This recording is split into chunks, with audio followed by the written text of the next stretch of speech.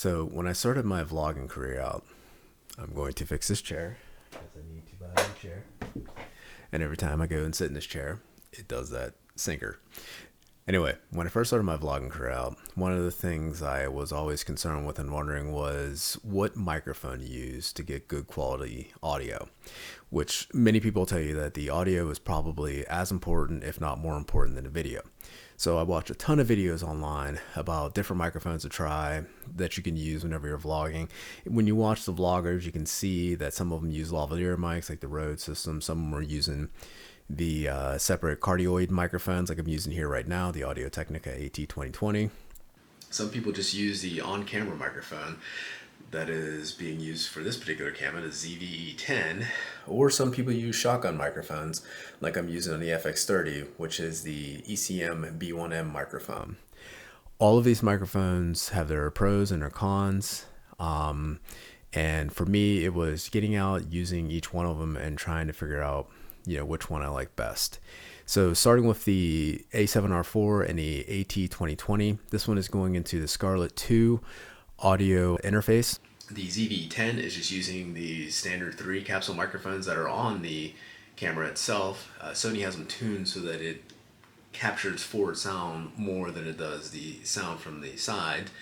So it does a good job of trying to mitigate sound for you. I wouldn't quite call it noise cancellation, but it does a good job of focusing the sound to the forward direction. Now the EC-B1M microphone that is on the FX30, that one does do noise cancellation. It has 8 microphone capsules on it. Some of them used for noise cancellation. The other ones are used for catching the sound coming straight at it or sound coming from the rear, depending on the mode you have it in. I have it in the super omnidirectional mode because, vlogging, I want the sound coming at it to be the best quality that it can be. You also have a omnidirectional mode where if you want to capture sound from all around, now that's probably going to mimic closer to what's in the the ZV-E10 and capture a lot more sound from the side.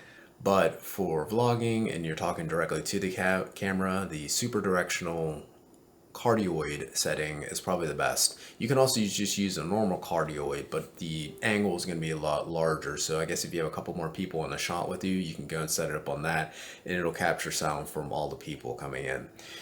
Now, quality wise, the AT2020 cardioid microphone is going to be the best. I'm sure you can tell that as you're listening to it, but it has its pros and its cons. You have a microphone that's always in the camera with you.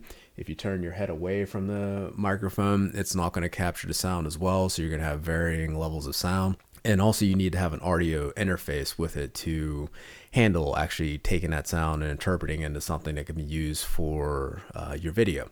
I have a couple different cables I'm using right now to go through and get it from line level down to mic level so that it can actually just pipe the sound directly into the camera video, so I don't have to go and take audio, line it up later to the video. But, it's something you need to keep in mind. This system costs $350, by the way, if you're wondering to buy. It comes with a microphone, the audio interface, headphones, a stand, and I think a little screen, a screen for you to talk into too, which I don't have hooked up right now. The ZV-E10, for simplicity's sake, is probably the best one. If you just want a camera that you just go and use, you don't have to worry about microphones. It just does what it does. You can go and change some of the settings inside the camera to adjust the audio levels up or down. Like if you see it on the screen spiking too high, you can turn it down a little bit so it's not as intense when you're talking into it. But you just buy a camera and you just use that system and go. Now the EC-B1M, this one's like $350. So in addition to the camera, you have to buy that shotgun microphone as well. And my personal preference is I like this one a lot more than the other two. It does a really good job of capturing audio.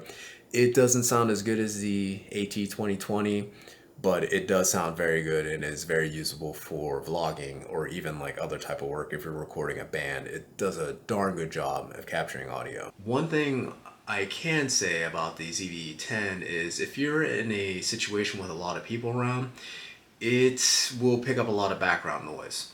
So I have an example I'll show you here right now where I took the ZV-E10 out. We were at an event at Pitt. It was like homecoming, and there were like hundreds of people around at Cathedral Learning. And Cathedral Learning acoustics aren't necessarily designed for capturing audio either. It's huge open space with walls and pillars around everywhere. If you've never been inside the Cathedral Learning, it's cool. You should check it out. But I used a ZV-E10 without any external microphones and have one example there. And then I took the EC-B1M microphone and put it onto the ZV-E10 so you can see the difference. And the decibel, I had that one set up to 20, or the AT20 set up to 20, so it got rid of a lot of the background noise, and you can actually hear my voice a lot better than you can the onboard microphones from the ZV-E10. So without further ado, check out this example. Alright, so we're at University of Pittsburgh doing some audio using the microphone that's on the Sony ZV-E10, and this is what it sounds like in a crowd, so hopefully you're able to hear my voice, and we'll go through and put the other mic on, the EC-B1M, and see what that sounds like. Okay, now we have the EC-B1M on here, and we'll see how this one sounds. I'm going to guess that it sounds a lot better because it's got a lot better noise cancellation inside of it from the 8 microphone capsules on top. But that'll conclude our comparison of these in an environment with a bunch of people around. So use that to maybe help you make a decision. So this video is just to give you a quick example of the different options you have out there for recording audio if you're vlogging or for other things. If you found this video useful, please like, subscribe, and share. And I look forward to doing similar videos like this in the future. So stay tuned. Thanks.